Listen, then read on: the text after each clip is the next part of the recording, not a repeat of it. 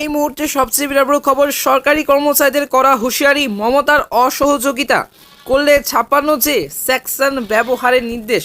বুধবার নবান্ন থেকে সব জেলার প্রশাসনিক কর্তাদের সঙ্গে বৈঠক করেছেন মুখ্যমন্ত্রী মমতা বন্দ্যোপাধ্যায়। সূত্রের খবর, ওই বৈঠকে মুখ্যমন্ত্রী স্পষ্টপষ্টি জানিয়েছেন এবং জানিয়ে দিয়েছেন যে সরকারি কর্মচারীরা কাজে ফাঁকি দিলে বা অসহযোগিতা করলে আর বরদাস্ত করা হবে না।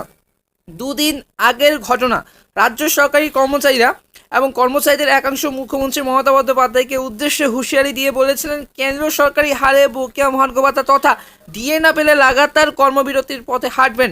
মুখ্যমন্ত্রী সেদিন সংগ্রামী যৌথ মঞ্চের হুঁশিয়ারি নিয়ে কোনো প্রতিক্রিয়া জানাননি। বুধবার নবান্ন থেকে গতকাল কিন্তু সব জেলার প্রশাসনিক কর্তাদের সঙ্গে বৈঠক করেছেন মুখ্যমন্ত্রী মমতা বন্দ্যোপাধ্যায়। সূত্রের খবর, ওই বৈঠকে মুখ্যমন্ত্রী স্পষ্টপষ্টি জানিয়ে দিয়েছেন এবং সরকারি কর্মচারীরা কাজে ফাঁকি দিলে বা অসহযোগিতা করলে কিন্তু আর বরদাস্ত করা হবে না।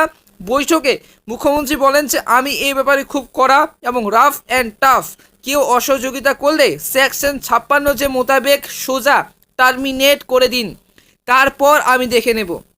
তো এই মুহূর্তে রাজ্য সরকারি কর্মচারীদের এই যে মুখ্যমন্ত্রী মমতা বন্দ্যোপাধ্যায় করা পদক্ষেপ নিয়েছেন, তার সাথে আরও বলেছেন আবার এই বৈঠকে কী কী পদক্ষেপ নিয়েছেন, অবশ্যই কিন্তু আজকের এই ভিডিওটি সমস্ত প্রতিবেদনে জানাবো। আজকের এই ভিডিওটি আপনারা যদি রাজ্য সরকারি কর্মী হয়ে থাকেন, অবশ্যই কিন্তু আজকের এই ভিডিও অবশ্যই প্রথম থেকে শেষ পর্যন্ত দেখবে। তো গতকাল বৈঠকের মূল্য বিষয় এবং ছিল যে সমস্যার সমাধান।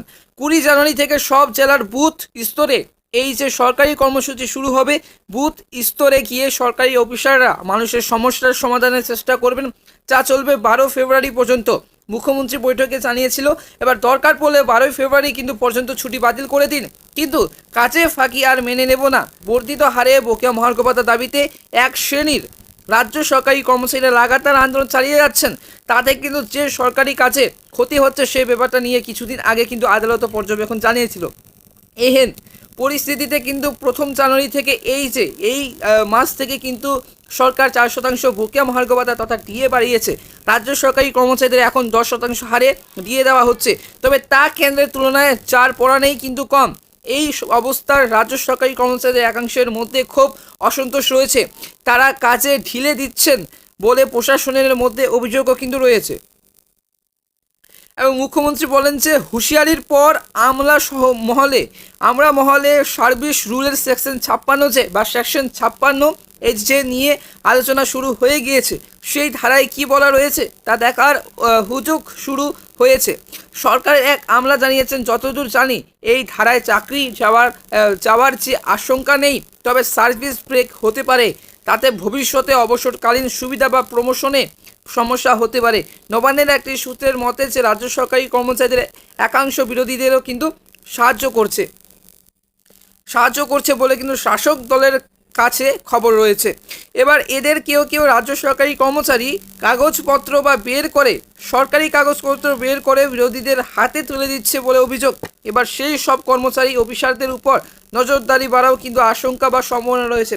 তো এই মুহূর্তে জানা গেল যে রাজ্য সরকারি কর্মচারীদের বকেয়া ডিএ নিয়ে কিন্তু আগামীকাল থেকে কিন্তু 19 জানুয়ারি থেকে কিন্তু ধর্মঘট করতে চলেছে রাজ্য সরকারি সংগ্রামী যৌথ মঞ্চ।